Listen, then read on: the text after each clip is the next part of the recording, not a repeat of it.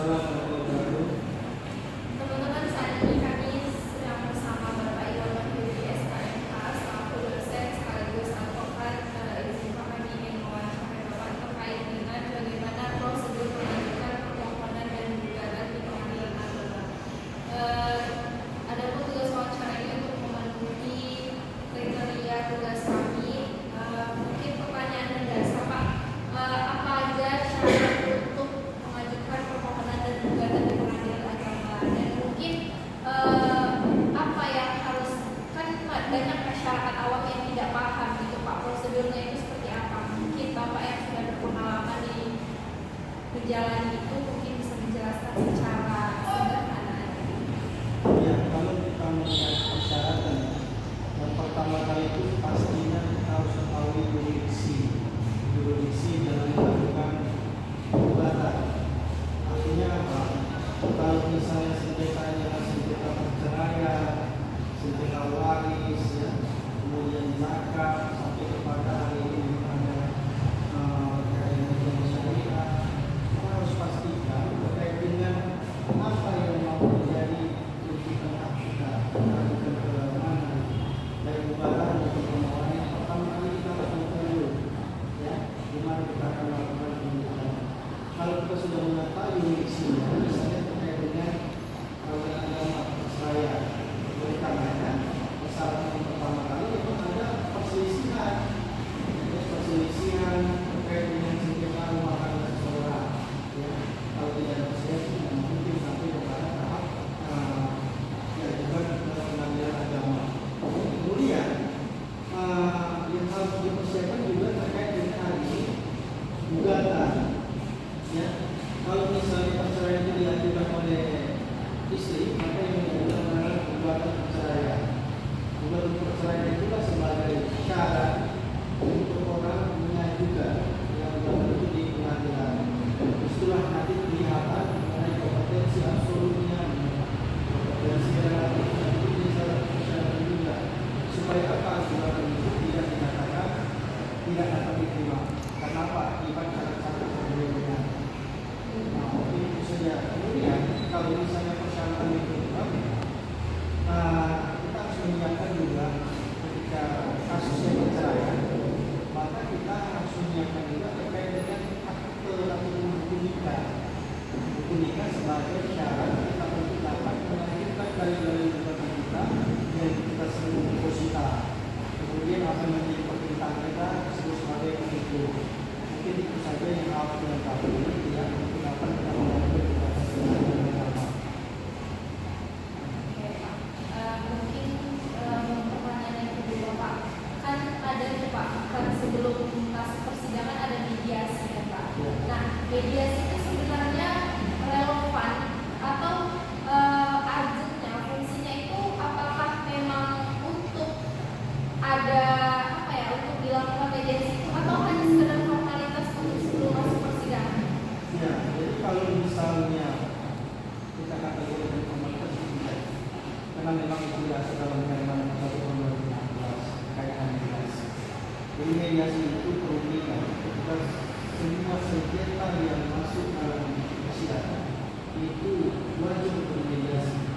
Ya, hukumnya wajib, kecuali ada yang kecualian di dalam undang-undang. Seperti syarat gugatan sederhana itu tidak ada mediasi juga. Tapi di luar daripada persoalan itu, khususnya di pengadilan agama, itu harus melewati yang namanya proses mediasi itu.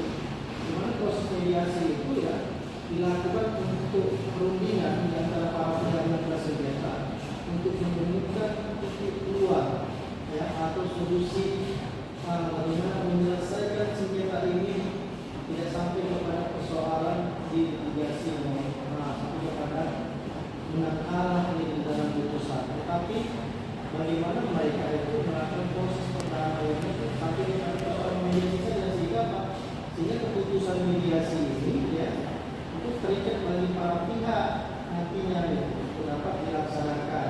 Sehingga keputusan mediasi itu keputusan bersama, jadi tidak ada proses penangkalan. Itu akan masuk dalam proses pengadilan, maka itu ada penangkalan. Oleh karena terkait dengan apakah sifat efektif ya proses mediasi itu, ya, memang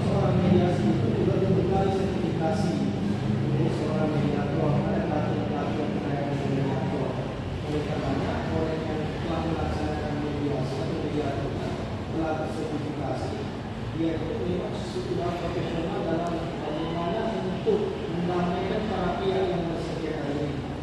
Oleh karena kalau misalnya tidak juga ditemukan jalan dalam proses mediasi memberikan waktu selama 30 hari, mereka bisa lanjut disebut dengan mediasi damai. Hari itu kan mediasi yang berhasil. Jadi itu memang merupakan kewajiban bagi pengadilan berdasarkan mandat dari 2017.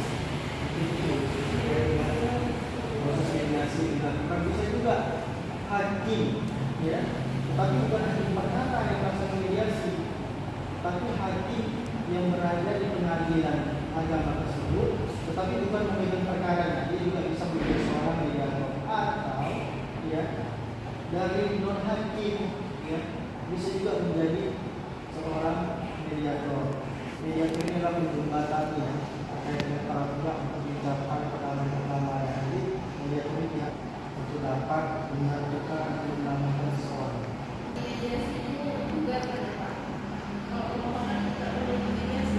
Ya, jadi terkadang kalau misalnya gugatan dan permohonan ini biasanya kalau gugatan itu kan ada laporan, kalau permohonan tidak ada laporan. Tapi di pandangan agama ada juga ada juga lawan yang lawan istrinya. Tetapi pada umumnya ya yang ada lawan itu adalah gugatan. Itu permohonan tidak ada mediasi. Misalnya permohonan merubah akte, permohonan perwalian anak, misalnya di pengadilan agama itu tidak ada mediasi, kita tidak ada lawannya. Yang sifatnya penetapan.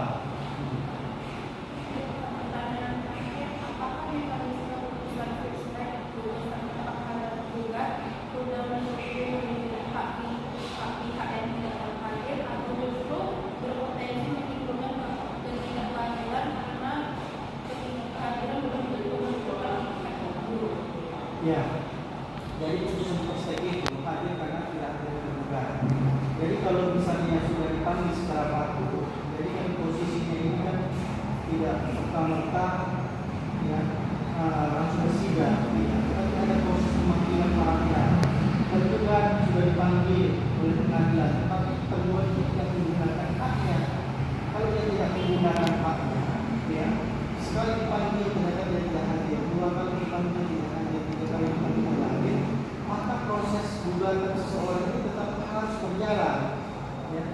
Kemudian tergugat misalnya sudah dipanggil secara patut, artinya apa? Artinya telah sampai sama dia panggilan jadwal sidang itu sudah sampai, tapi dia tidak menggunakan haknya. Ya. Kalau misalnya seperti dia tidak menggunakan haknya, maka gugatan ini tetap berjalan, tetap diperiksa, saksi diperiksa, alat bukti juga diperiksa, sehingga hakim menjatuhkan putusan itu putusan ya, putusan tanpa dihadiri oleh pihak tergugat. Kemudian apakah terkait dengan ketidakadilan tadi? Ya, kalau misalnya mencerminkan bahwa tidak hadir itu menggunakan ya ketidakadilan misalnya, biasanya tidak patuh terhadap hukum yang harus dipanggil oleh pengadilan, kemudian dia tidak memberikan kuasanya maupun dirinya sendiri untuk hadir di persidangan. Tetapi misalnya keadaan keputusan first-strike itu dia ternyata keberatan atau tidak terima terkait dengan putusan first-strike, maka ada upaya yang dilakukan dia. Upaya yang dilakukannya adalah verzet, ya, perlawanan, ya, perlawanan verzet. Bukan verzet ya, tapi perlawanan verzet. Perlawanan verzet ini perlawanan yang dilakukan oleh pihak tergugat yang pada saat itu dia tidak hadir dalam proses persidangan. Tetapi itu diberikan batas waktu 14 hari ketika dia ingin melakukan perlawanan atau verzet. Ya, jadi terkait dengan putusan-putusan hakim tadi, ya, kalau misalnya